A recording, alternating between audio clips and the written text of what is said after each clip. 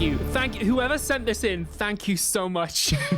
We're back. Thank you oh my God. for this gift of a movie.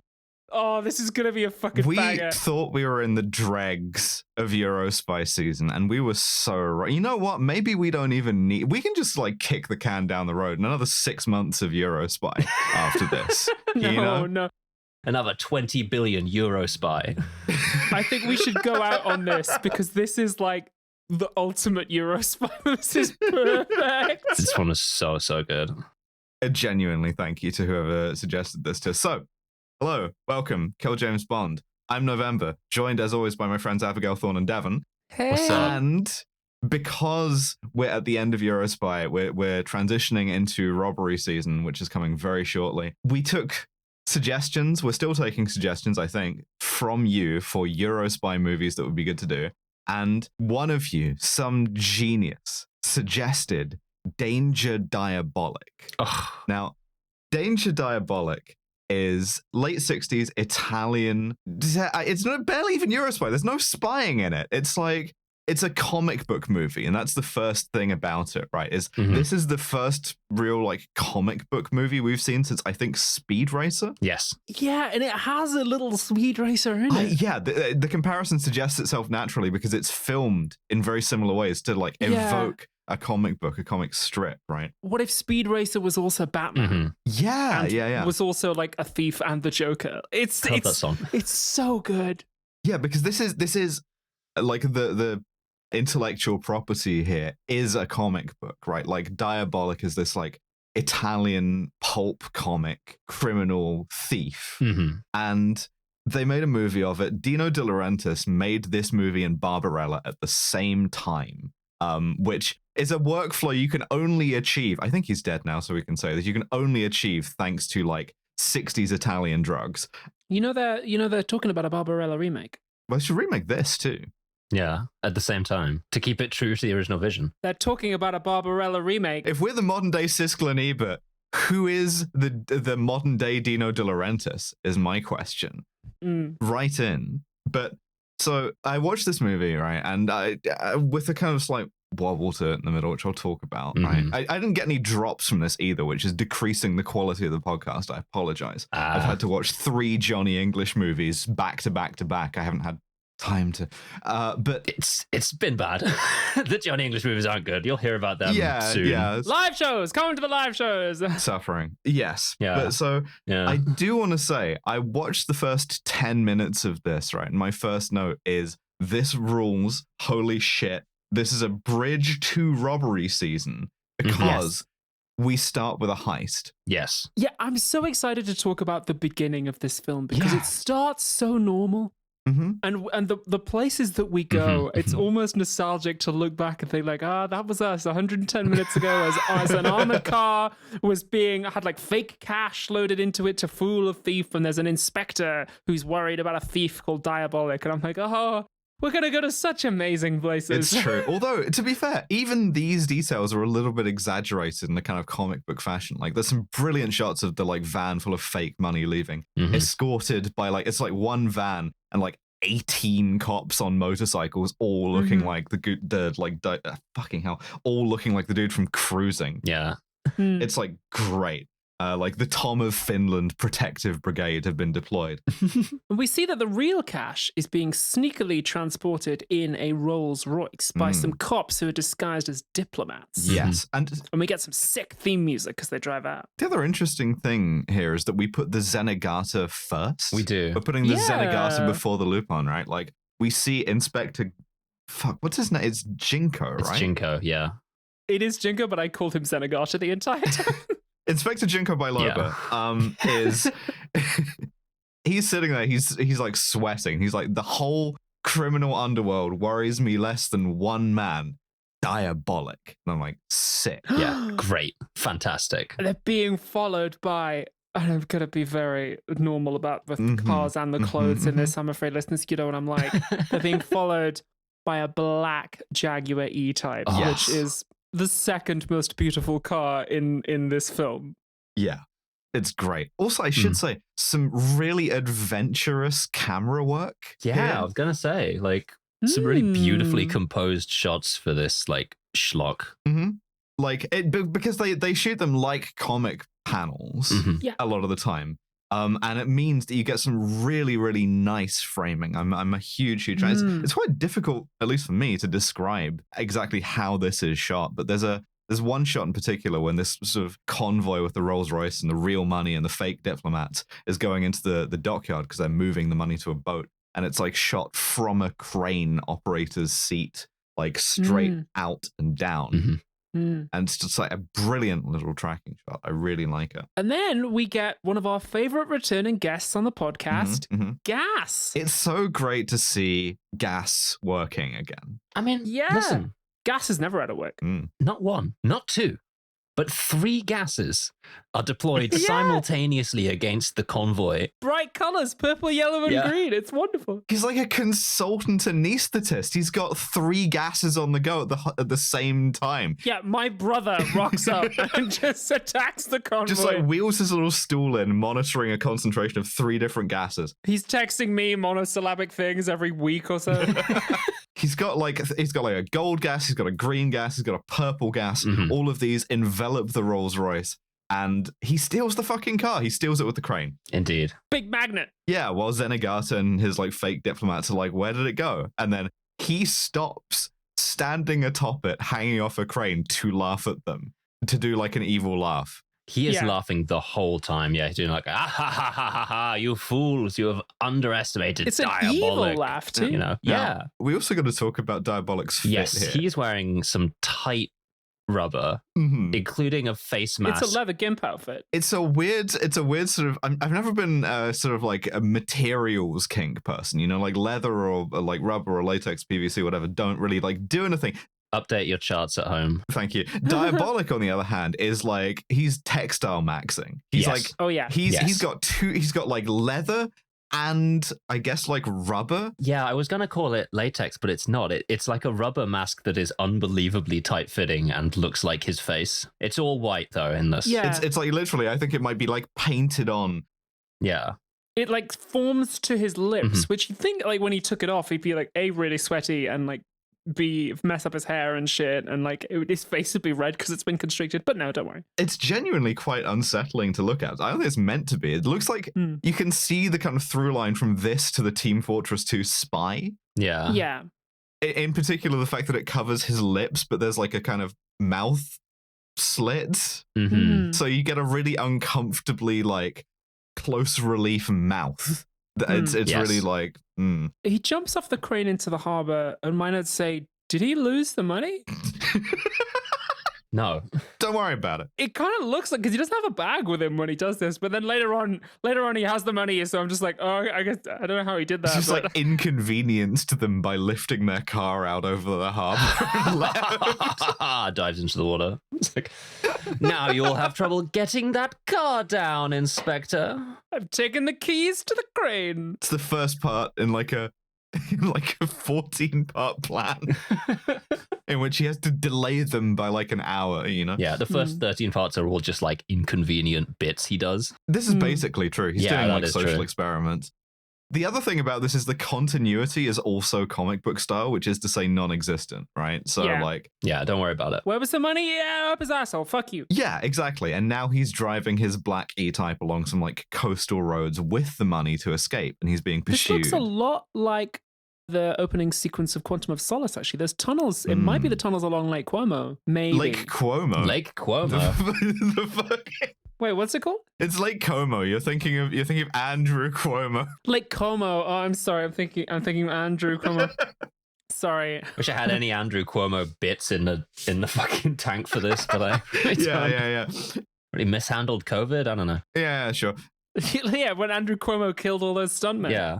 Anyway, at this point, he drives into a tunnel where we meet a white E-Type Jaguar, the most beautiful car in this film. Really oh my god, this is the the car that I want. And also, we meet the most beautiful woman in the entire world.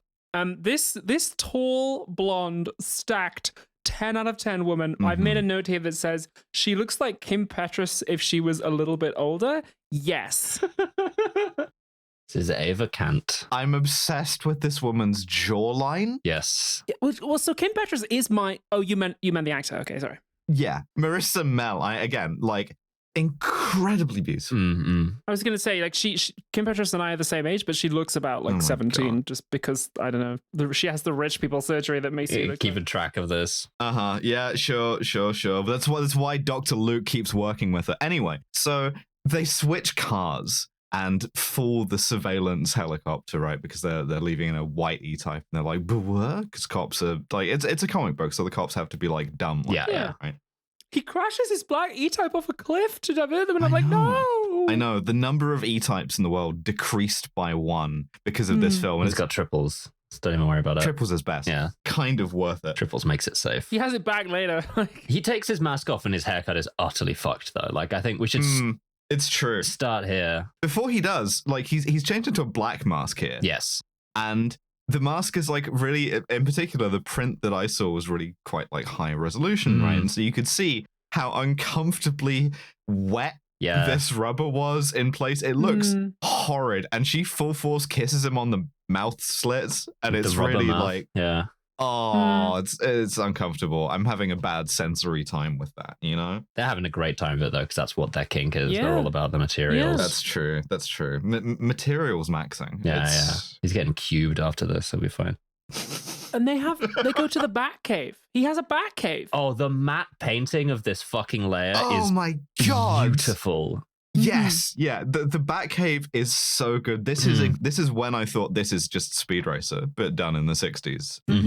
Because like it's primarily car based. Yes. And as he enters through the kind of carport, you see that he has like fucking 60 E-types parked in back. So he can just go through, like, he has like more than triples. He can go through E-types for heists if he needs to, which is a really fun detail. And the whole thing is a kind of like Thunderbirds-esque underground cave thing with the, like you say, like a huge, beautiful matte painting. So it looks like it extends out for fucking ever. Just incredible. My notes say, Mackinac chicks in my Jaguar wiggler. Yep, it does wiggle his Jaguar. Look, so while the Jaguar is being wiggled, they're making out and like he's taking some of his gimp suit off. He kisses her arm a lot, which is an interesting technique. He does, Not typically considered one of the foremost erogenous zones, but like I could go for it, man. Like it can be. It's not where I'd start, but yeah. While they're kissing, I do want to say this goes on for like 15 or 20 minutes. An unbelievably long scene that is just him walking around his house, just getting pussy, basically. Yeah. Yeah, it's from an era of movies where they felt like in order to keep the audience's interest and attention, you had to do like 15 minutes of makeout sesh. As opposed to now where we're like, is this sex scene necessary for the plot? This one is absolutely not necessary for the plot. It's in there. The movie's better. It's in so you will keep watching the movie. Yeah. Yeah. It's necessary to have fun. Every set for his base is like all of the sets are incredible. They've got these massive like 60s style like comic book big computers, so it's just like buttons and like beeping noises and little lights. He has a little random dome isolated for his girlfriend to hang out in to get dome leave. The girl dome. I'm always getting girl dome.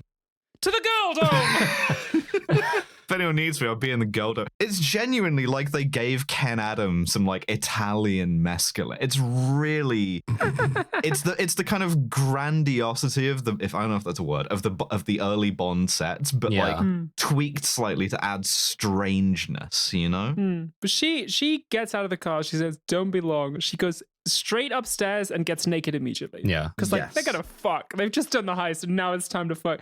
He puts the cash in his big like cash safe. Yeah, incredibly intricate prop work here that he has to like he has like a kind of electrified dial situation to open the safe that's just like really, it's really good. I thought this was gonna be important later, but it's not. Don't worry about it. It's just to be cool.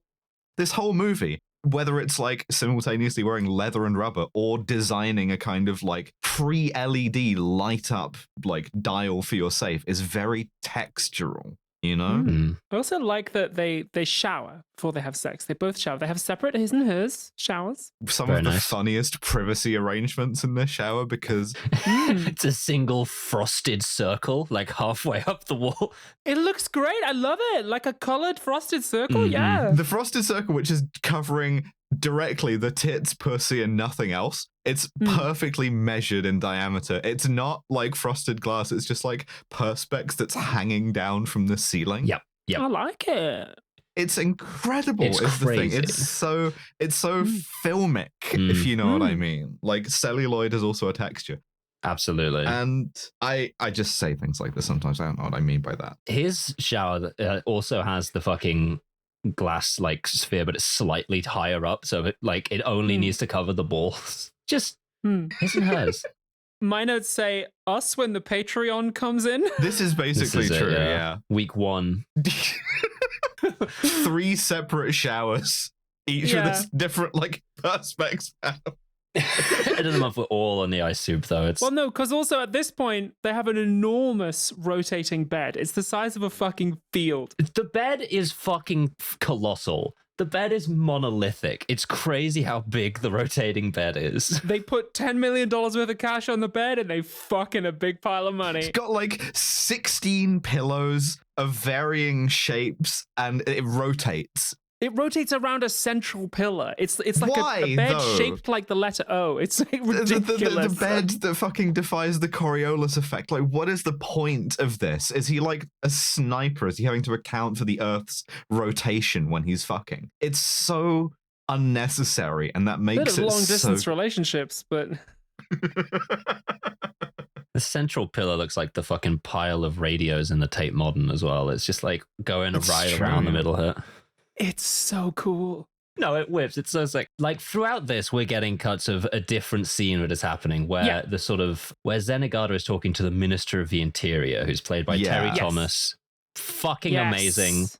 The thing is, right, Amazing. me and Terry Thomas, right, tooth gap solidarity, first of all, but second of all, it always makes me a bit sad when I see him because, like... Gap solidarity. I don't know if you can But, say like, that. you know, it's kind of sad biographical details, you know, about the end of his career. So, like, don't stop... Really? Yeah, it's died absolutely impoverished. Don't stop listening to podcasts. No. It's really sad, like, genuinely. What did he spend it all on? Or just didn't get much in the first place? I have no idea, is the thing. Like, I just... One of Britain's most beloved comedians. Yeah, just Yeah, this is the thing. Like, there's very little retirement plan for comedians, so don't stop listening to the podcasts. I will say this. Terry Thomas fucking nails this scene as well. He's Because, like, so good. neither Diabolik nor Eva have, like, spoken at all in this past scene. The only person we've heard speak is Jinko, right? And so now we have Jinko's boss, and Terry Thomas. And Terry Thomas does if you haven't seen him, he's this kind of like very mannered. He plays like a lot of upper class English roles, right? Kind of like twit kind of vibes. Almost like King John from the Robin Hood movie. It's like, yes. That kind of vibe. It's vigorous, clear-sighted action. And he keeps looking straight at the camera as well, which I've got to just believe was a choice, but like really good. Yeah, it's striking, I think. Yeah, it's really good. And he gives a press conference to the nation. He's like, in response to the theft of the $10 million, His Majesty's government... Whoa, we're skipping ahead. We're skipping ahead. Because in this scene, he's like, you know, where are these fuckers? What are they doing right now? And Jinko's like, I don't know. The amount, what he could be doing with $100 million, we can't even conceive of. And what he's doing with $100 million as we cut back is fucking his girlfriend on the $100 million. Yeah, on the big rotating bed, like it pans across, it's like spread all over the room on his like fucking... That's so unhygienic. Like, just to be like, oh, this $100 bill has cum on it. Yeah, on all of his like polygonal floor lamps, like all over the fucking ground. Afterwards, you have to like fish all of the like $100 bills out of the bed, and it's got like infinity nooks and crannies. You'd be pulling like $100 bills out of there for the rest of your life. It's obscene. It's not that unhygienic. I don't know.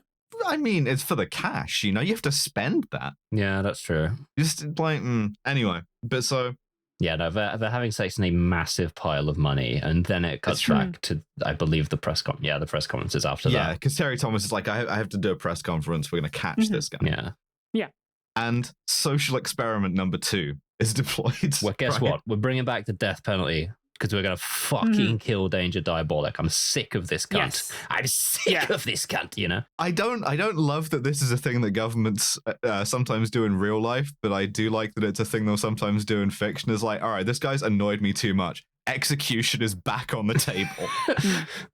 We're not woke anymore. He uses an interesting expression where he says, we've temporarily restored the death penalty to deal with the socially sick, which I thought was an interesting turn of phrase. Yeah. And then he goes, as a temporary measure, of course. Mm-hmm. And we see that Danger Diabolik and Ava are in the crowd. And at this point, the film really fucking takes this off. Is good as shit. Because he's preparing something. He's preparing a vial. And on the side it's of it, helpfully labeled. it says, exhilarating gas. Yeah. We're on the exhilarating gas. There's I'm smoking that exhilarating gas, Batman.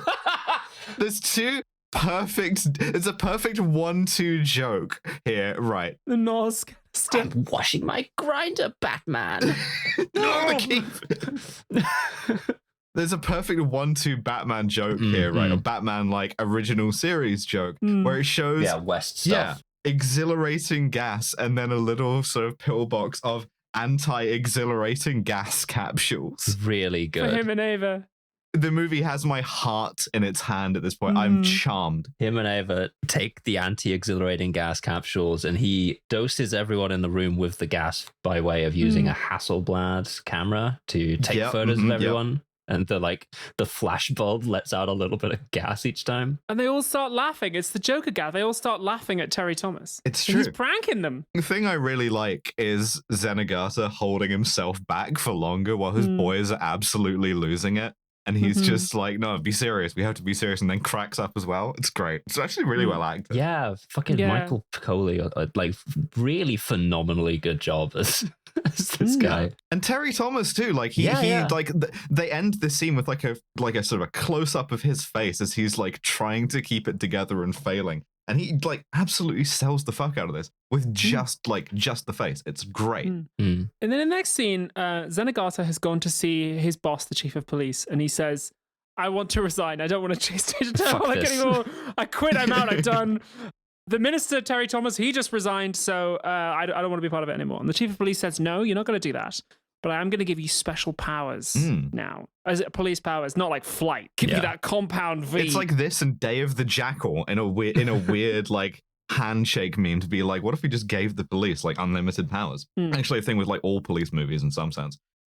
But so he's like, fine, I'm going to wage a war against crime. And the war against crime montage is just really good. First of all, you get a bunch of spinning newspapers that tell you that like there's one mob boss kingpin in town. Yeah. Valmont. Who owns everything. And we see that Jinko is like making war on him by virtue of him drawing like red marker lines on maps, and then they get filled in with like cop activities. It's really he's reclaiming areas of the map. He's climbing radio towers. He's unlocking gang territories. And then, but they go, okay, well, there's one club that's like engaged in narcotics. We got to raid the place. What a club. What's happening in this club? What's happening there, November? I mean, first of all, you got to take the first big box, which is woman dancing listlessly in a cage. Woman in cage A. Yeah. You got a woman lying perfectly still covered in shrubbery. The entire floor appears to be bubble wrap textured. Yep. A naked woman is playing a giant glockenspiel. Yep. It's a twink with a guitar.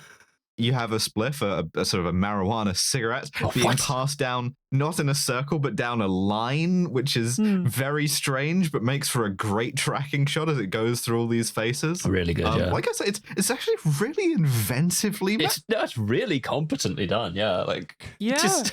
Doesn't make. I've never seen a nightclub like this. Need to find out where this is. It's incredible, right? And like so much of the sort of direction and the photography of this is made by Italian guys who are making like giallo movies or like Eurospy movies. And I just think like the guy who directed this, Mario Bava, right, was an expert at making stuff look like this on the cheap.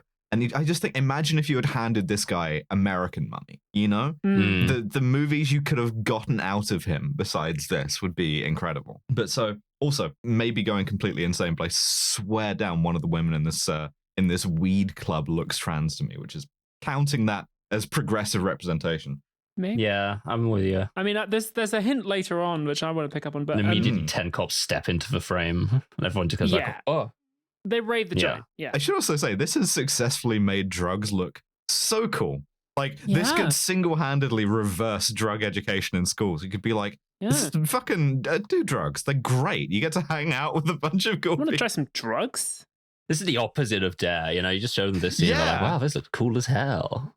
Nice. Yeah. So at this point, we cut to Valmont, who's on his yacht, right? And but because the film has a budget of like 5 pence, the yacht is just like a small fishing boat. Yes. It's like crowded on there. He's got like girls on the yacht who are sunbathing, and they don't have a lot of room. Like they're lying over each other. It's not a big set. Who is Valmont? Well, first, before we answer that question, I really like that we introduced it with the girls first, who are lying around in bikinis, and they're complaining that like, oh, he's like too busy doing mob shit. I think one of them says this is such a waste of us. And I really like that. Weirdly, it gives them more agency than any of the like set dressing bikini women in Bond movies. Yeah, they're just like, we just have to lounge around because like this guy's too busy doing crimes. These are the women who would be like in the swimming pool and indeed are later on, like in the Bond movie where like Caroline Cossi is getting clocked by Amazon X-ray, right? I would hate to get clocked by Amazon X-ray. But yeah, it is. Yeah, me too. Actually, no doubt it'll happen at some point. Ungainly, so... Like, this is bullshit. Why are we just lying around? And then Valmont enters, and Valmont is, drum roll please. Dev, who is it? Valmont is fucking Adolfo Celli, baby. It's fucking, oh my God, who is he? Emilio Largo. Yeah, sorry, I just remember him as, I remember him primarily from his role as the villain in OK Connery, which I see him in the Bond film, and I'm like, oh, it's Adolfo Celli, yeah. He's like a 4-time returning champ, so he was in OK Connery, he was in Thunderball, he's done something else. Oh. Or was that just when we did Thunderball again? We might have re-Thunderballed, but it's Adolfo fucking Celli, and he's back, and he is sadly dubbed, but the dub is good. Yeah, the dub is good. He's chatting to one of his other mob friends, and he says, hey, what flowers do you want me to order for your funeral, Frank? Which I think is a great line. Yeah. He's got a bunch like these. A man with an accent too thick for them not to dub in English, which is a real shame. I would have preferred it almost to have like an incomprehensible Sicilian accent in this. Just like Amazon subtitle pops are just incomprehensible all the time. He's just like what? Huh? It's like Instead, it's kind of like just generic mobster, you know, but it's still fairly well done, you know?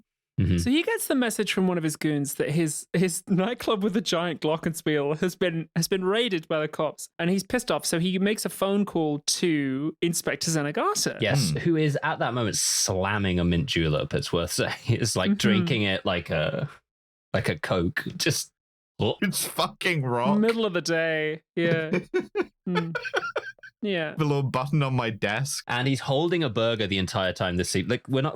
Zenigata's holding a burger this whole scene. It's just very funny. But they're on the phone. It's like, I call you with regards to law and order. You know, we want you to fucking get Diabolik. Yeah, so we're going to make a deal. Either we smash your criminal empire and you're going to go to jail and then get the death penalty. And execute you. Yeah, we will kill your ass, by the way. Yeah, so don't worry, you're going to spend 5 days in jail and then you're going to be fucking hanged. Or you can get me Danger Diabolik alive, because it takes a thief to catch a thief. Already I'm compelled. This is a great perfect. bit. Cool, great. Love that this is the plot of the film. Don't get attached. It's going to be abandoned in about 40 minutes. It's the plot of part of the film. Yeah. He's like, I gotta shift modes of transport here. I gotta go from my boat set to my plane set, and I gotta gather my boys. It's like, all right, let me get my fellas together on the plane. Let me get the heads of the 5 families together in my plane. And of course, this is a kind of a touch your hand to the metal plate situation. But it's done in so much funnier a way, because what happens is off screen, they've done the vote that they're trying to do. Right. He puts it to them and they take like a democratic vote on it. And he's like, he's like, all right, we were like 7-3, right? Yeah, it's the carried unanimously joke from Death of Stalin taken a step further, right? Where he's got 2 votes against him, and it first of all, he just fucking shoots both of them. He's got 3 votes against him. He shoots one of them and misses the third guy, and he goes, whoa, I changed my mind. It's fine. You know what? I'm actually all about this. And he goes like, He's like, oh my God. He's like, since you fucking said please, I won't shoot, and then hits the trapdoor button beneath him, just drops him out of the plane. Oh! DB Cooper's his ass. Bam! Yeah. Perfect. And then just to put the cherry on the scene, one of his girls comes and like Marilyn Monroe's with the plane trapdoor, like her dress is being blown up by it. So it's like, okay, we're all agreed. We're gonna try and capture Diabolik now. Yeah, they throw the extra 2 guys out of the plane as well, and it's like, beautiful. All right, unanimous. Let's go. We're gonna get Diabolik. Perfect scene. We go back to Diabolik, right? His girlfriend Eva is wearing an absolutely insane piece of jewelry, by the way. I want to highlight this as well because I always tend to. Oh God. When they drop him out of the plane, it's a dummy, and they hold on it for just long enough that it's really, really funny. Just like a guy fucking T-posing as he falls out of the sky. Always wonderful. Dummies getting dropped or thrown off. Genuinely, it's my favorite genre so much. Like a kind of supercut of this very badly. Like we don't recognize the hard work of dummy actors enough. We don't. True. They go to dummy drama school for years, and they give good performances. Yeah, they did great in The Duke of Burgundy. Awful. When is there going to be an Oscar for Best Dummy Actor?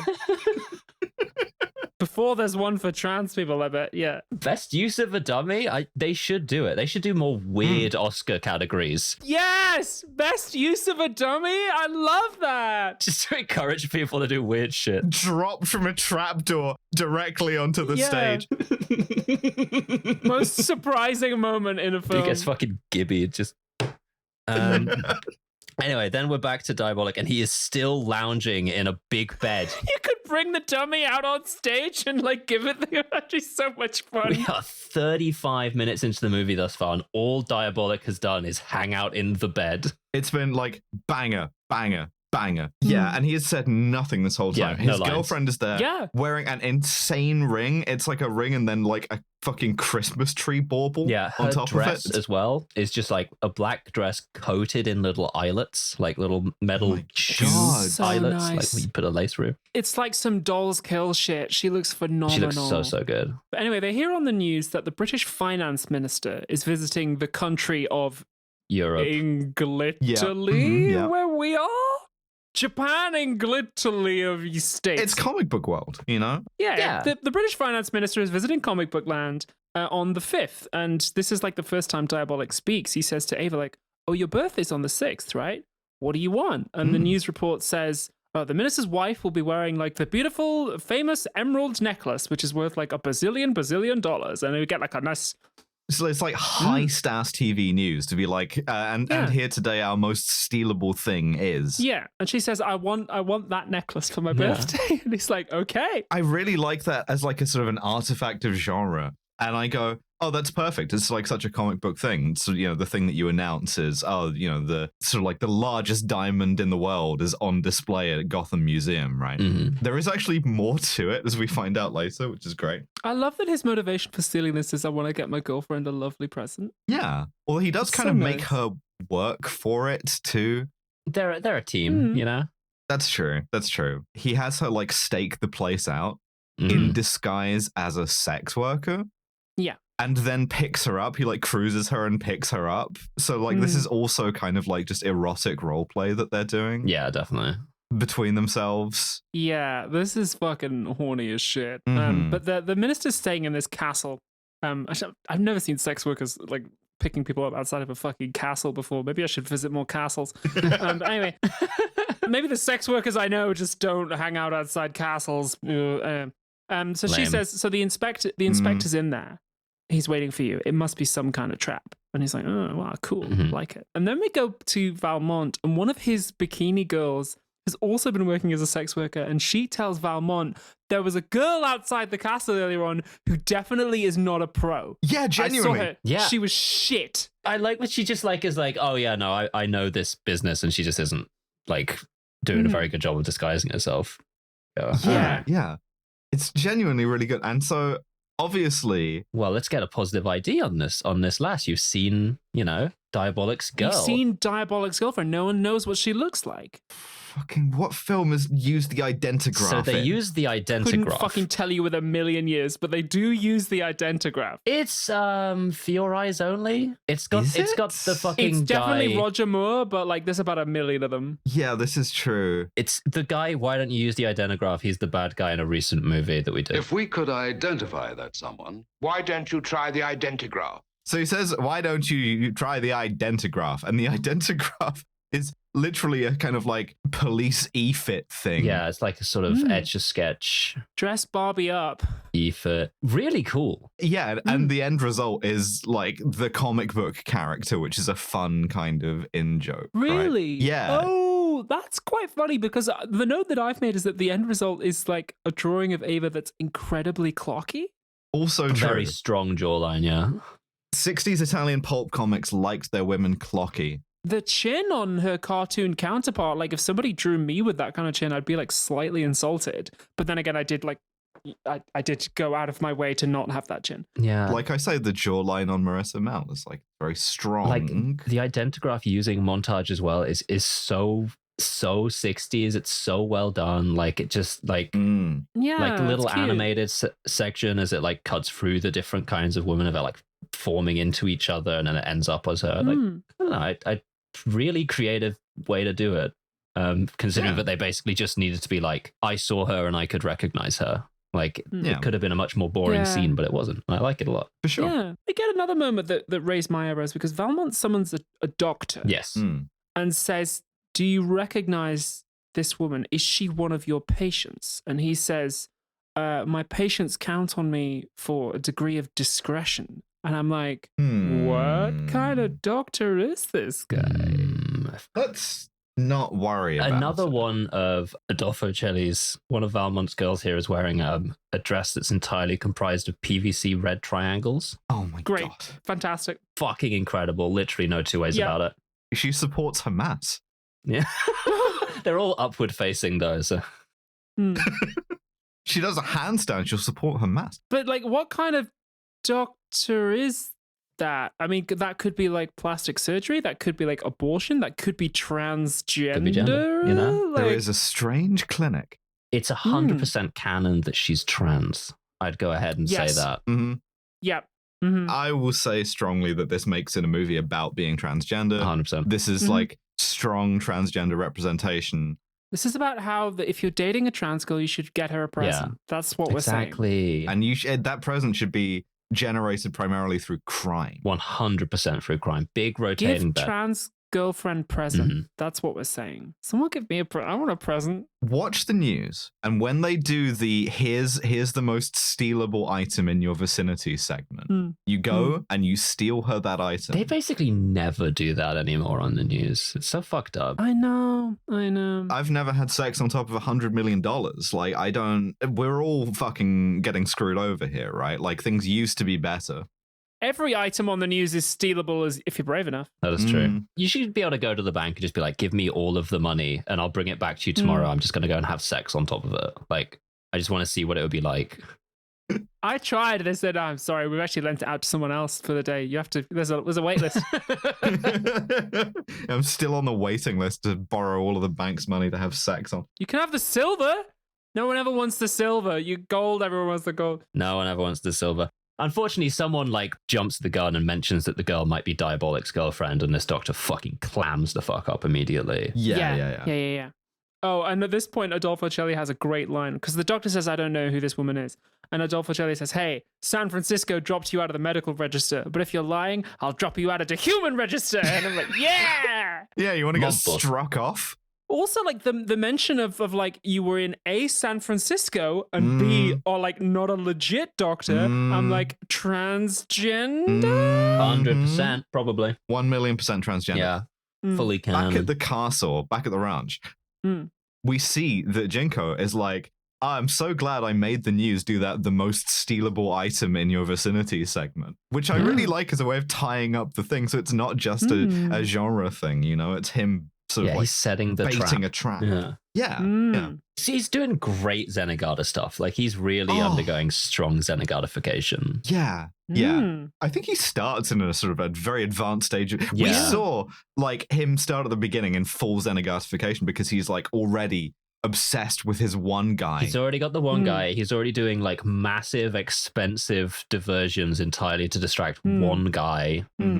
He's got the trench coat. He just needs the hat. He's absolutely Zenigata, yeah. So he has like 100 cops around, all dressed as like footmen, armed with submachine guns. And he takes the British ambassador and his wife and he like puts them in a bedroom. He's like, right, leave the necklace on this centrally placed table and we will be like monitoring it and you'll be fine. I love this castle. It's so. I want to live in a castle. It's a bit much like for me. the Lupin thing. It's like, it's a bit Cagliostro, to be honest. Yeah. It is. And obviously, to get into this castle at night, Diabolik picks the sort of like most camouflaged option, which is a white leather sneaking jacket. Which he swaps into from his black leather sneaking outfit. So few of my outfits are sneaking outfits. He's wearing a fully black sneaking outfit to get to the base of the building, and the building is white, so he swaps into the white one to go up it. I think we can really establish quite strongly for robbery season the concept of the sneaking outfit, because it occurs to me that it happens again in Layer Cake quite strongly. Yes. And also I'm now having trouble with how little of my wardrobe is comprised of sneaking outfits. I've got basically no sneaking outfits. All of my wardrobe is designed to draw attention to me, which would be absolutely deleterious in the case of needing to sneak. You're sort of a tank vibe there, you know? Yeah, well, a lot of them are tanks as well, yeah. So he's got like suction cups. Yes. And in quite like painstakingly shown. Really complex suction cups. It's got like a 3-point detachment thing to like walk himself up the like wall of this castle. At this point, he does actually commit several murders. Yeah. Because he doesn't use gas to knock the guards out. Nope. He uses throwing knives. Like he kills these guys. He kills these guards, yeah.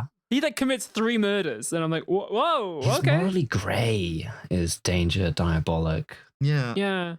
They don't call him safety Diabolik. Apparently a lot more morally grey and like straight up anti-hero in the comics as well. But yeah, he does straight up kill people. Yeah, he does. The worst bit is the first one, right? Because he gets out of the water in his sneaking outfit and he looks like the Somerset Gimp. He like a sort of a wet gimp just bounces on you, you know? Like it's horrible. Yeah. I would hate to get pounced on by really a gimp of any wetness, but like I think I ask if the gimp is creepy or wet. it's both. It's always both. Yeah, he's both.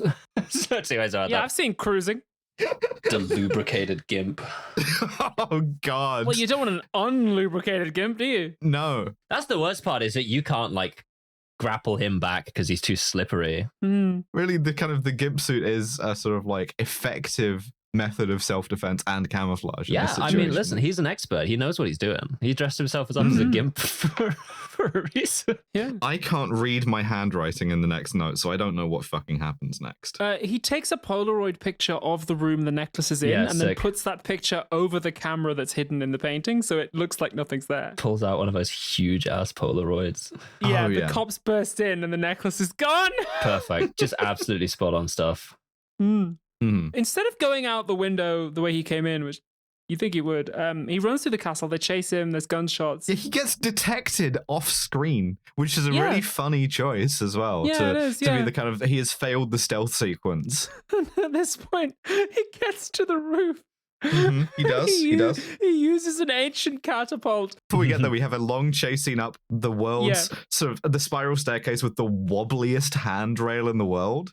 And yeah, dangerous looking. Yeah, and like you say, he's not health and safety Diabolik, but like I'm genuinely concerned for the actors. They're running at this thing and it's about to fucking snap off and send them plummeting to their deaths. But he gets to the roof, and as you say, there is a catapult there. It's like a fucking mangonel type situation. And he fires his gimp suit into the ocean. Perfect. So that they think he's used it to escape. The sentences that this work makes us say. Every day it's a new fucking sentence. He uses a catapult to fire his gimp suit off the castle battlements into the ocean. There's so few circumstances in which you would get to say. No one's ever said that. Like, someone's just been activated. Like, Yeah, you don't listen to this podcast if you are like a sleeper agent, because we'll probably stumble onto the code phrase at some point. But it's a trick. He doesn't fire himself. Kill Joe Biden. No, they don't need to. No, because the cops bust open the door just in time to see the airborne gimp suit descending into the lake, and they're like, oh my god, he went into the lake, get him. Which means that they have now been outsmarted by a totally naked man. Because Diabolik is just I'm hoping he's got like another black one under the white one, but... I think he does, because we cut to him in his E-Type Jaguar. He's got another black E-Type Jaguar, by the way, and he's wearing clothes again. He's with Ava at this point, and they're driving away from the castle. Yeah, it doesn't fucking matter because they get seen again. Yeah, a fucking helicopter. Another perfect fired dummy here. I'm just rewatching the suit getting trebucheted off the building. It's yet another incredible use of a dummy. Yeah. They had that dummy, they were going to make absolute use of it. Tossing that motherfucker around. They're like, we're going to get the Oscar for best use of a dummy. I got a question here, which is, if you had to sit down as a screenwriter and devise the funniest possible way to kill two cops, how long would it take you to come up with what he does next? Because he does some wily coyote shit. Because they get spotted, they're being followed by cops. He pulls over. It turns out he's got a massive folding mirror attached to the bottom of his E-Type, which is like, that'd be so heavy. And like the E-Type Jaguar does not have the ground clearance to make this possible, but he like unfolds this entire like, it's the width of the road. It's like an unfolding like picnic blanket, but it's like massive and it's got mirrors on it. And then these two cops just like, they think there's a car coming as they drive into it and just swerve off a cliff and fucking explode. It's genius. Incredible. I love comic books. I love movies made about comic books sometimes. It's amazing. We were phenomenal. so fucking stupid for making comic book movies any more serious than this. This is 100% absolutely peak. They need to put Danger Diabolik in the Avengers. This is the shit that Robert Pattinson should be doing as Batman. Let us direct Danger Diabolik, Marvel, please. We'll put it in phase 7 or whatever, dog. Yeah. We get to do it, but only if we can cast Robert Downey Jr. as Diabolik. Robert Downey Jr. trebucheting his clothes. Young Robert Downey Jr. as Danger Diabolik would be good casting. We'll de-age him, yeah. The guy who's actually Danger Diabolik is John Philip Law. Doesn't make much of an impression. Doesn't talk. Like, it's fine. Doesn't need to do a lot. Slick back hair, yeah. Yeah. He's in a bunch of movies of this kind of thing. He was in The Golden Voyage of Sinbad. Like, he was also in Barbarella at the same time as in this, so... Hell yeah, man. Fair enough. I guess that's one way you can save time on directing two movies at the same time, is if they have the same cast. Does Eva straight up get kidnapped next? I don't recall. No, she gets like slightly injured in some way, so she has to go to her doctor the next day. She like hurts her arm having to like move the mirror. Her fit is a black pencil skirt, white sleeveless top, white clutch, and white leather driving gloves. Woof. Indeed. It's the gloves that really set it off. Like the accessories are beautiful. It's, Coco Chanel, Nazi bitch that she was completely wrong. Before leaving the house, put 2 things on. Yeah. Also, make one of them a white E-Type Jaguar. Also true. But as she's filling up the white E-Type Jaguar, a guy spots her and is like, yo, that's fucking... because, Emilio Largo... Kim Petras, but it's looking slightly older? Yeah, has put out the APB on her. Yes. To the kind of mob APB. And so he calls it in and follows her to her doctor, where she's like... He's informed of this APB because he's in he's lounging in a pool with this massive great pool float in front of him, upon which is an entire charcuterie board. He's got like a full bottle of Talisker. He's got 2 bunches of bananas on there. No one has ever done it like floating this. Charcuterie board. It's like eye-shaped, so he can be in between the little, it's so good. Incredible, like capital man. letter I. Yeah. There are kinds of luxury in this movie we hadn't even conceived of. I feel like my dad would hear the phrase floating charcuterie board and just be so happy. It's so I'm good. so happy. It's incredible. But so he's like, fine, I gotta leave my charcuterie. and go to this fully like olives on this thing. Go to this doctor. Yeah. So she's like, I hurt my arm and I'm not very happy with the shape of my jaw. Can you do a revision? And he's like, tell you what, I'll get the nurse to put you on the Wiggler. Yeah, so she goes in and says, my arm's been hurt. And the doctor says, first of all, after today, don't come back here because you're burned. Mm-hmm. Not like literally, you're burned in the spy sense, right? I hate it when the GOC told me that. Yeah, you're like transgender burned. Tell me about it. We'll get there. And then the treatment for I've hurt my arm is, okay, we need you to get absolutely buck naked. Yep. Yes. And then a hot nurse is going to give you a back massage. And that's going to sort your arm out. What kind of private healthcare do you have to apply for? Like, I see why this guy lost his license in San Francisco, actually. This doesn't really make a ton of sense. Yeah. Is this like Bupa or like AXA? Because like, where do I? This is the kind of shit that's making like Mencius Moldbug furious and saying we need to have a king to stop woke doctors giving hot women massages. We need to have a king who's entirely supposed to like make doctors give hot women massages. Should be more of this. This is true. And someone comes in to try to kill her. Yeah. One of his like assassins that we've seen around. Valmont appears too, and he murders the doctor by shooting the letter V into him with a machine gun, which I'm like... There was an X. I think he was like crossing him off the like general... Ooh, hold on. I'll just double check here. Either is extremely cool, to be clear. It's V-shaped, which even sicker. Fuck, okay. He's got a whole bit. Yeah. Damn, he's got like a lot of facial prosthesis for this. Anyway, yeah. Sorry.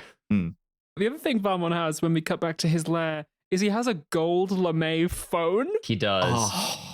So we see good. him kill this doctor, and then it like hard cuts to Valmont slamming a glass of whiskey, and it pulls back, and he's waiting in front of this gold phone with a woman dressed in fully gold bikini pacing back and forth in front of him as well. This guy lives. This guy knows how to live. Yeah, making your girl dressed to match your phone. Like, what are you He's got doing, a lilac man? belt on as well. He's really nice. Oh my god. So he calls up Diabolik and he's like, Other way around, Diabolik calls him. Diabolik's like, all right, motherfucker. And it doesn't say anything. And Valmont is like, okay, if you want to see Ava alive again, I want $10 million and I want you to throw in that emerald necklace.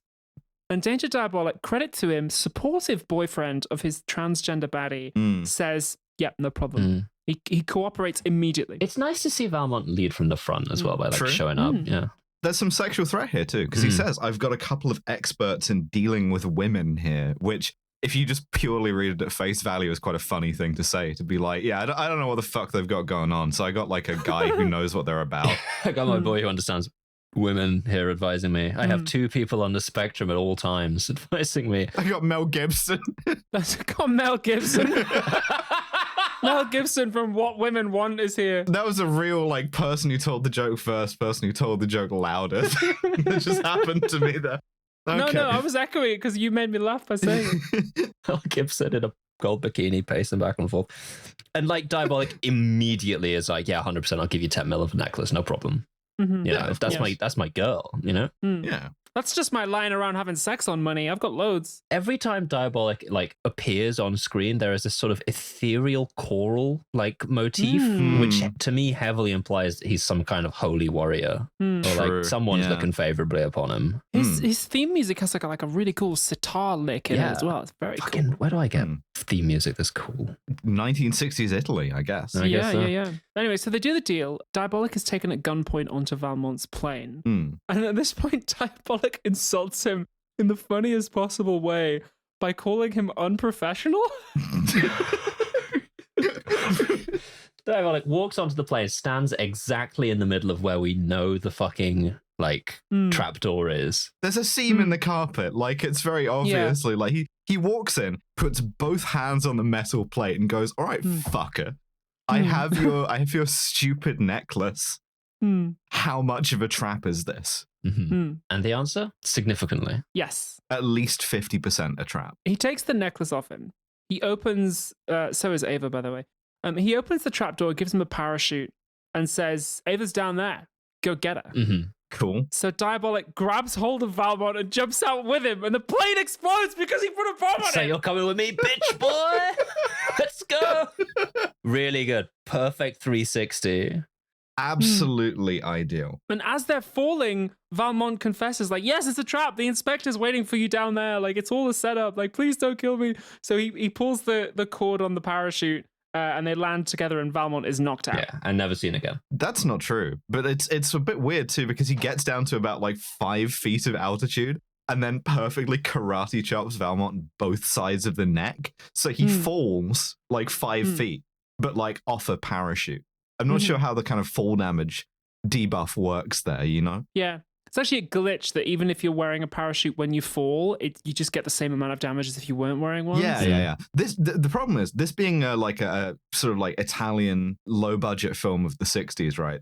The film thinks, oh, you're going to lose attention unless you get some like sex in, right? And this is also where you would typically get your kind of like light bonded sexual menace threat in, right? Now, in the 60s, people don't know this, there was actually a law that in order to get a movie made, you had to have somebody get burned with a cigarette. I don't know why they passed it. I wish they hadn't. It's a kind of like honest to God workplace psychic hazard for me. But like, yeah, this isn't really that important to the movie at all. Like, the movie's heart isn't really in it. It's not sadistic in that way. Like, there's a lot of Italian horror movies of the period that are. It doesn't even need to be that. Like, it just sort of like happens very briefly, and then they just move on from it. Like, there would be no reason. Yeah, there's a guy who's like an expert in dealing with women, and his expert way of like dealing with women is to put cigarettes out on them. Yeah. This is Rudy, the henchman who we've seen a couple times. Yeah, and so Diabolik like dives through the window and implements a like alternative rehabilitative process. Yeah, it does some self-directed DVD to her. Yeah. I do think it was kind of disgusting that Rudy was at Pride.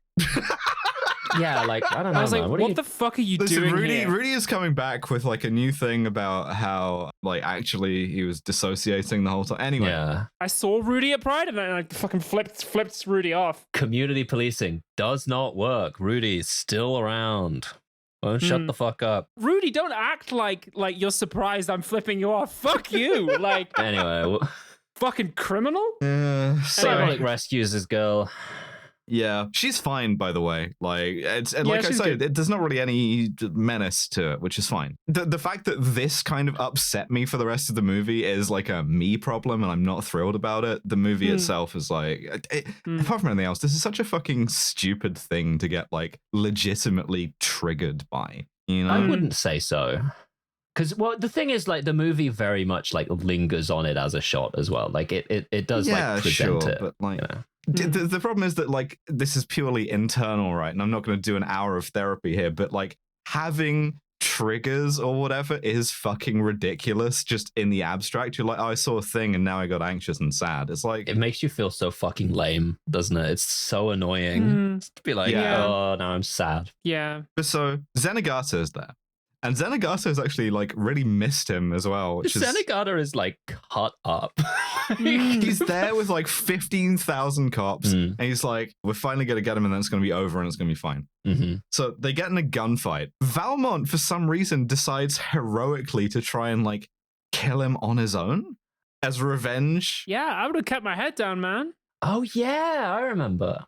As revenge for the double karate chop thing, maybe, and gets iced. Yeah, fully. Diabolik just guns him down. Yeah, and then he cornered by the cops. We see him take a open, pill. Contemplate, and then take the suicide pill that kills you instantly. Yes. Yeah. Fair enough. There's a marked with that around the thing. It's just like, okay, sure. Just dies. Doesn't want to get arrested, I guess. Takes the pill from whatever the fucking Uncle movie it was, where it's just like, yeah, he dies. Jinko finds him and is like legit sad. Jinko goes full Zenigata in this exact moment. He goes like, no, my boy. Oh, he'd been part of my life. I can't believe he's really gone. Like, he's actually kind of distraught about it. Really good. Like, he's chatting to the press at the morgue later on as they're doing the autopsy, and he's just like, I've lost my purpose now. I don't know what I'm doing. He says to his boy later on in the car, he's like, I don't know. It was kind of nice when Diabolik was around, and now he's not. It's kind of, he's a big part of my life. I want to kiss him on the weird lip mouth. Yeah. The lingering mystery is, where are the emeralds? They were never recovered. Weird. We do establish that Diabolik's body has been x-rayed, so they're not in him. He didn't swallow them, but where are they? Also, damn, that nurse is fucking hot, isn't she? Yeah, crazy, right? We cut to the autopsy scene. She's getting injected by something. Both the doctors are wearing masks. Just wrote, isn't that interesting? Nice to see. It just wouldn't happen now, fucking days. But he wakes up and he goes, you fool. That was a special poison, brackets, native brackets, that makes me asleep to a point where I look dead. I got it from Tibet. Yeah. Did the plot of Hitman Blood Money. Yeah. And now he's awake again. But like, also, there's a strict timer on it. It's like, 30 hours exactly or whatever. And she injected him with the like antidote with like a minute to spare. So he was like on the edge of just like dying for real.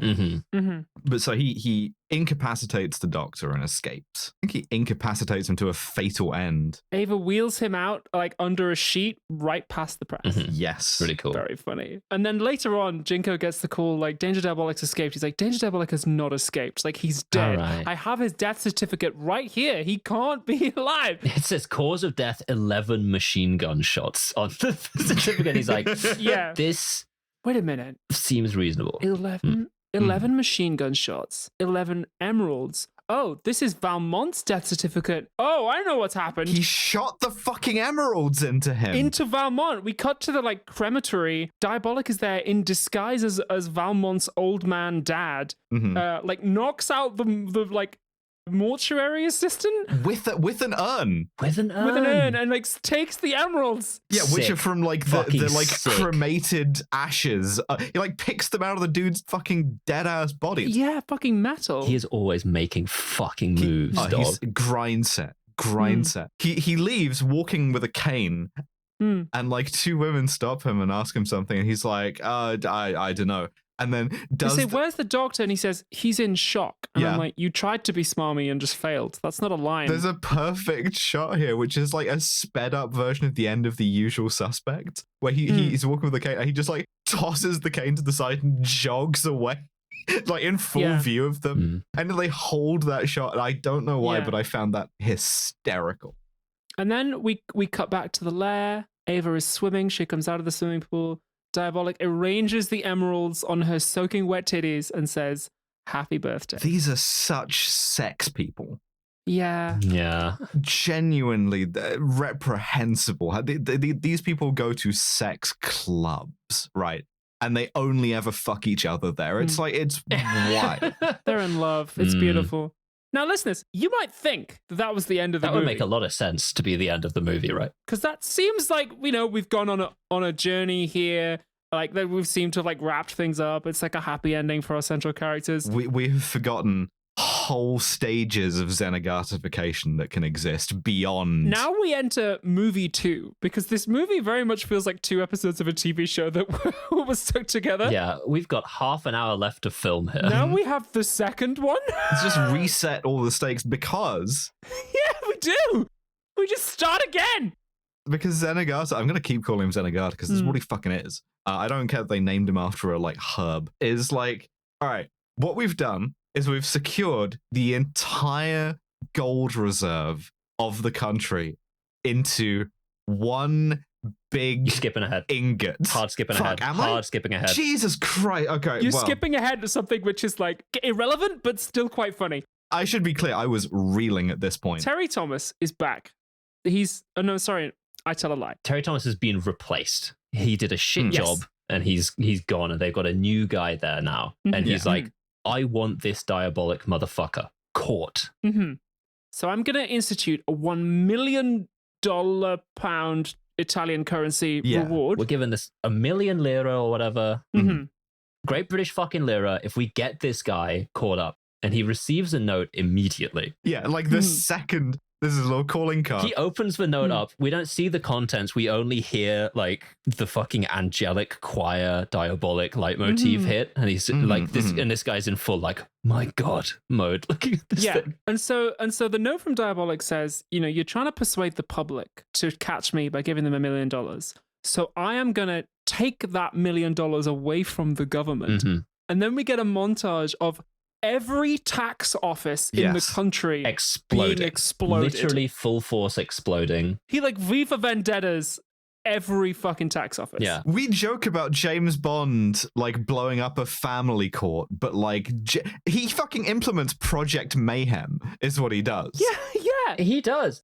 We get Terry Thomas doing like a fucking address where he's like, right, sorry, spot of bother, great British public.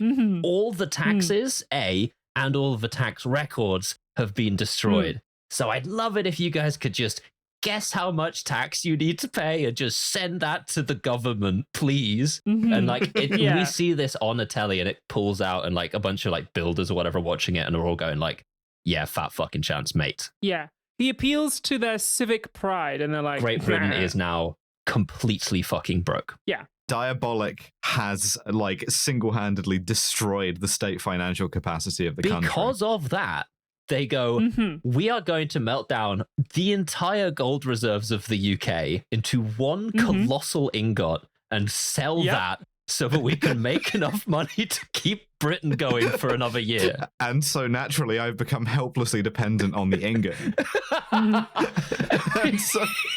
and so they give the job of guarding the one big ingot to Zenigata. Here you go, Zenigata. Fucking make us proud, boss man. He goes, this will not be stolen by Diabolik, I promise. He puts it in a giant metal case. Yeah, he has it welded into an enormous, like, steel sarcophagus situation, like the fucking Chernobyl reactor. Yeah. And it's like stuck in there, no one can get it out, and he's like, well, job's a good one. Gonna move it on a train now. Yes. And there's no way he's gonna be able to steal it from the fucking train. He's not gonna fucking steal this. So of course he's gonna fucking steal it. So like all like area around the train tracks where the gold is being moved is like there's checkpoints and shit. It's all super secure. At this point we cut to Ava, who is wearing the shortest shorts. They cover like half an arse cheek between them. Yeah, you can like see the outline of her dick. It's phenomenal. God, this is great. Yeah. Where to cop? Where to buy these? Live show fits? Shit, I was saying this out loud every time I saw a good outfit for like the last 2 months. It's been like live show fit. The problem is that like I try this with a live show fit. I walk out, I sit down on the stage at Conway Hall, I fracture every seam and my dick falls out. Like it's not sustainable. That's basically what happened to me at the No Time to Die live show, actually, with the fucking like where I sat backwards on the chair. Yeah. So long as we have like a kind of privacy screen on the front of the desk, we can do whatever we want until we have to walk off the stage again. And we're not opening the possibility that we're hanging dong at the live show. It's simply not going to be doing that. It's not something I'm going to do intentionally, but there is a strong risk. Tickets available now. It's like that pole vaulter at the Olympics, right? I got a lot of shit to work with here, and it's difficult, all right? I love the Olympic pole vaulter who lost because his dick was too big. I have watched that video a couple of times. Like, hell yeah, man. Dude's rock. He's gonna get mad pussy up there. She pulls over a truck driver who looks a surprising amount like the fucking New Zealand comedian Rhys Darby. He does look a remarkable amount like Rhys Darby, yeah. Just shout out to my boy who looked remarkably like Rhys Darby. And she's like, oh, my perfect white Jaguar E-Type is broken down. Can you come and have a look at it? And as he does, Diabolik, who is dressed in his third sneaking outfit, which is cunty button-up and coated jeans. That's right. And the mask. Again, remarkable. Just steals the fucking truck. Steals the truck. Perfect. He sets it rolling down the road onto the train tracks where it explodes, right? So the train has to stop as it's coming out of a tunnel. And then it backs up. Yeah. And then as they're backing up out of the other end of the tunnel, he generates like he like blows up the rocks and causes a landslide. So like, he was trying to trap us in the tunnel, but we've avoided it. Haha, good job, guys. We'll divert the train down crime alley tracks instead, right? We beaten him. He failed. Haha. They take it over a giant bridge, which he then fucking blows up, presumably killing everyone on board. He explodes so many fucking things. Like Diabolik must have killed like thousands of people at this point. Yeah, so many government tax employees, and like a lot of government tax offices are in Long Benton, which is in the northeast. So like taking points off of that. Like don't be blowing up the northeast. That's my fucking home. But yeah, so like the entire bridge falls into the river. Luckily, Zenigata's fine. He just like swims out of the thing and is just like, oh, that fucking sucked. Curse you. None of the guards are still around, so he's killed They're all gone. all of them. Yeah. My next note is like, yeah, Thunderball, because they do the Thunderball thing. Danger Diabolik has a giant submarine. Yes. And then he attaches balloons to the gold ingot to float it in order to tow it back to the Batcave. Yeah, where sick. He cuts a hole in the case with a laser gun. One at the top, one at the bottom. And then melts the gold so it flows out the bottom. Yeah, attaches like a fucking pump to the bottom hole. Yeah. Yeah. Yeah, luckily Zenigata is not that worried about this because as he says to his boss, don't worry, I made the like case thing insanely radioactive. Like, as a precaution, I gave Diabolik cancer. Good idea. Well, he says the steel is irradiated, so we can fucking track it. I knew he was going to steal it, and now we know where his hideout is. I am concerned that Ava is lying next to the radiation source in a bikini. Yes, no, bad things are going to happen down the line to these guys, but...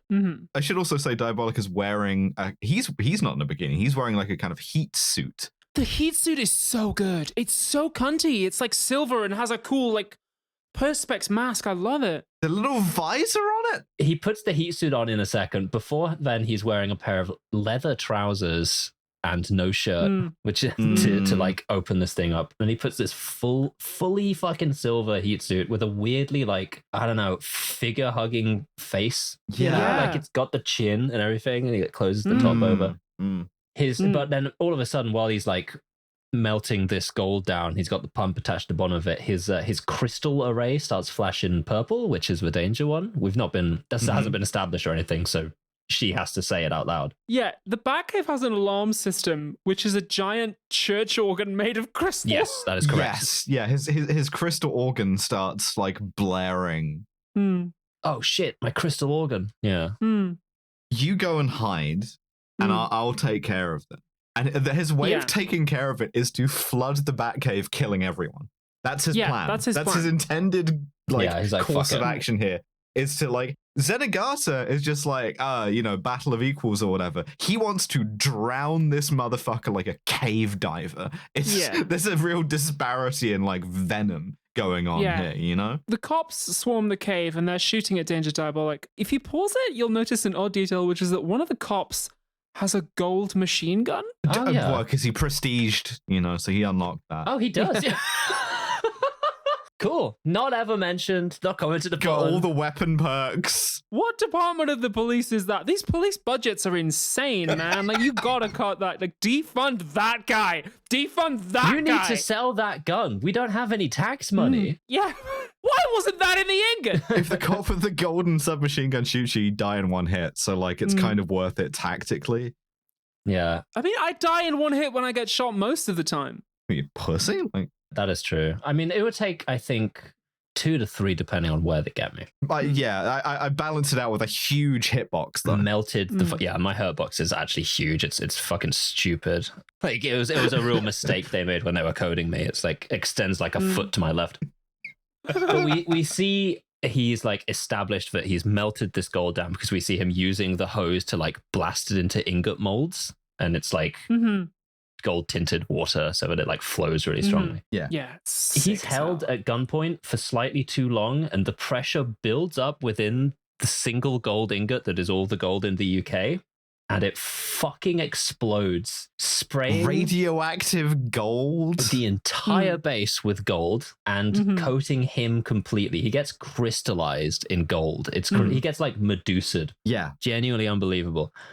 It looks sick, like it almost like really molten sick. gold, then cools, and he's like immobilized in it like a fucking incredible statue. It's like he looks like the fucking Trevi fountain in gold. He looks like Corvo at the start of Dishonored 2, right? Like he just gets turned into fucking. It's amazing. My notes say that's how I want to go. All you see is like one eye, which looks furious and is like fixed. It's so like fucking angled.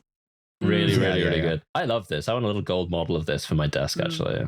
Yes. It's great. So later on, the cops and the press are cleaning up the crime scene. His body's still there. Yeah. Presumably they're getting all the gold back because they need that for taxes. Yeah, Like, it's scraping that off. Yeah. The cops clear all the press out of the cave, and Ava comes back in a black fur morning suit with a hood and cape. She had this She had this ready to go.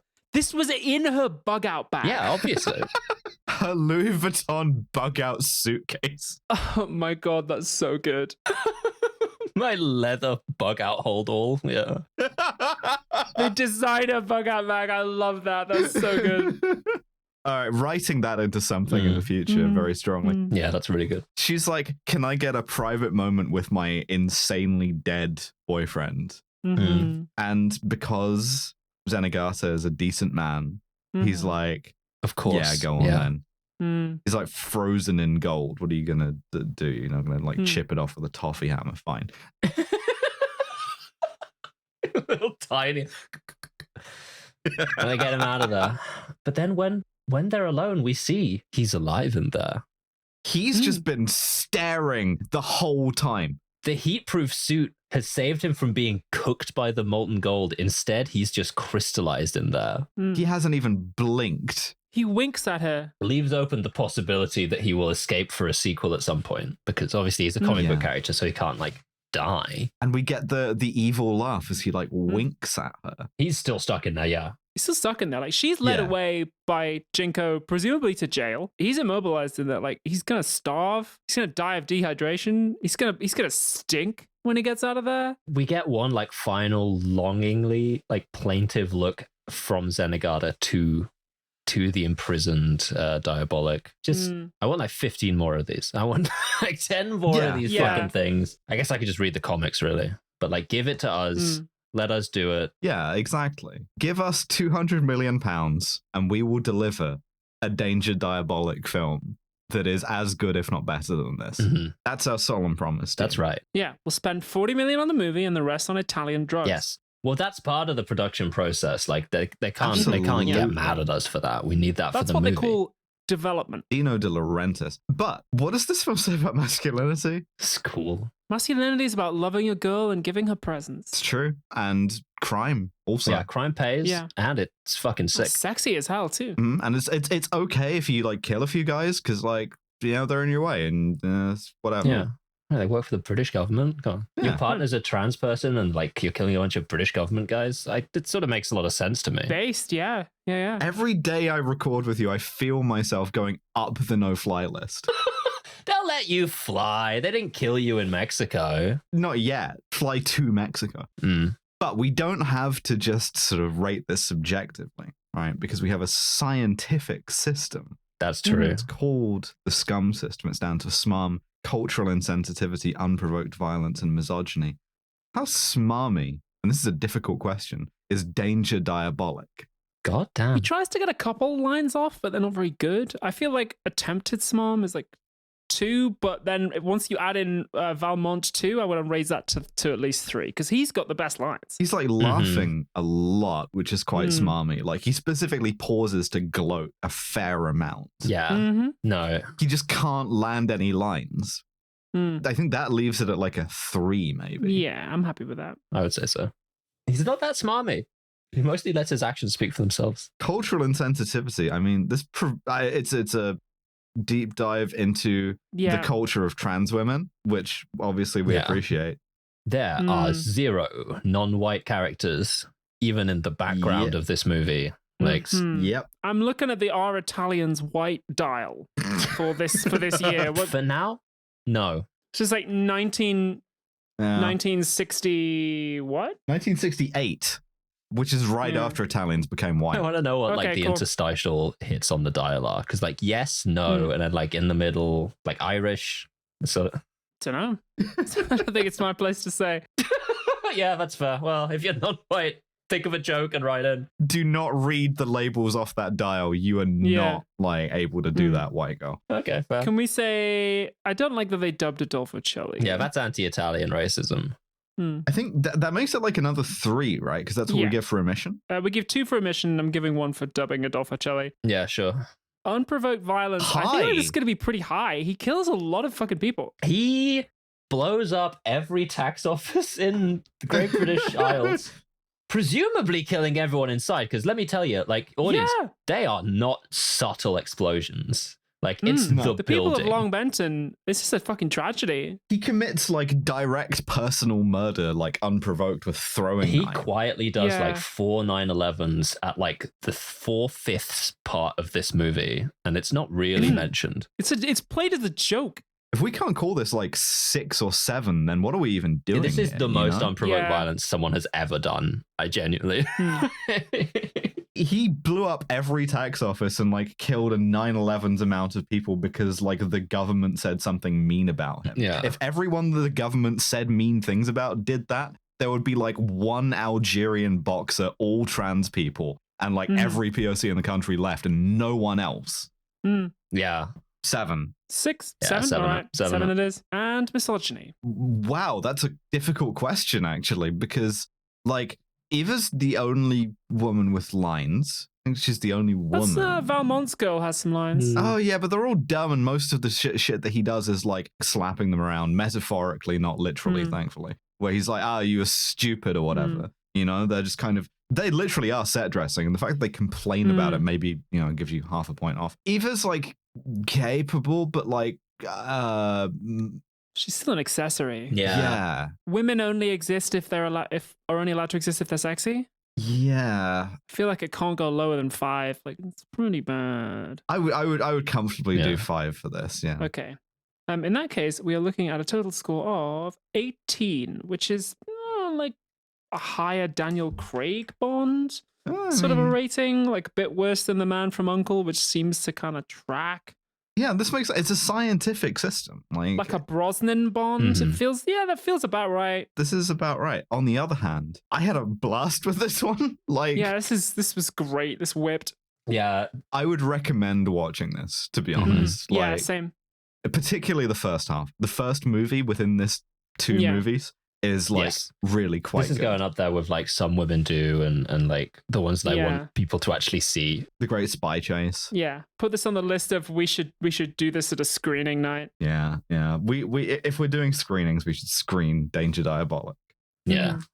Fantastic. In the meantime, it only remains for me to say that we have live shows, which I don't think will have happened yet. Yes, this will come out just before them. Okay. So August 9th, 10th, and 11th, we will be in Conway Hall in London to see fucking all 3 Johnny English movies. That's right. I've finished watching them, and let me tell you, terrible. we've watched them by now. Buy tickets, killjamesbond.com/live. Subscribe to the Patreon if you haven't. Listen to all of our other stuff. Check out Abby on House of the Dragon because she's doing fucking incredible. Yeah, House of the Dragon. At time of recording tonight. Yes! I'm so fucking pumped. Rumble in the Mud Pit. Twinks v Dolls Mud Wrestling. Sharaka Aloha versus Thailand Lannister. Let's go! Shout out to Sharknado Lahar, and we will see you next Sharknado Aloha. I love that. Yeah, you're gonna have to work not to say Sharknado every time now. Bye, everyone. Bye. Bye.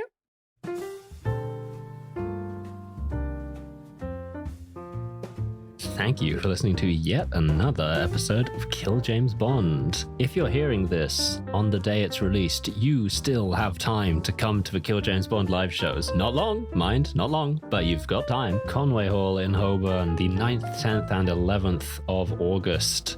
killjamesbond.com/live for your tickets for that. In 2 weeks' time, on the free feed, it probably will be the first live show. Probably. But if that is simply too long for you to wait, you can head on over to our Patreon, where next week we're releasing Q&A number 10. That's right, we've aired a shitload of more of your Qs. And speaking, of course, of our beautiful patrons, we would be nothing without our £15 and above patrons, and those are Gilded Dragon, Lo Bjornsdotter, Candy Fox, Freya Aloysius, Gustavo Lyra, Jack Holmes, Jordan Gammy, Nick Boris, Mike Berg, Hannah Oberhart, Neo Tamori, George Rohart, Kentucky Fried Commie, Yarrick, Drone Lover, Melody Morrow Gonzalez, Live Free or Cry, Labor Delenda Est, Jay Martindale, Trip, Tarp O, Library Hitman, Jonathan Gerd, Max Gemainhard, Mothman, Jack Drummond, Kit Devine, Beef Crime, Mia, Steve Widdershins, Science Daddy, Stazikins, Lyndon Rose, and Hedonia. Every time I read out Science Daddy, by the way, like I make perfect eye contact with his profile image, which you got to assume probably is him.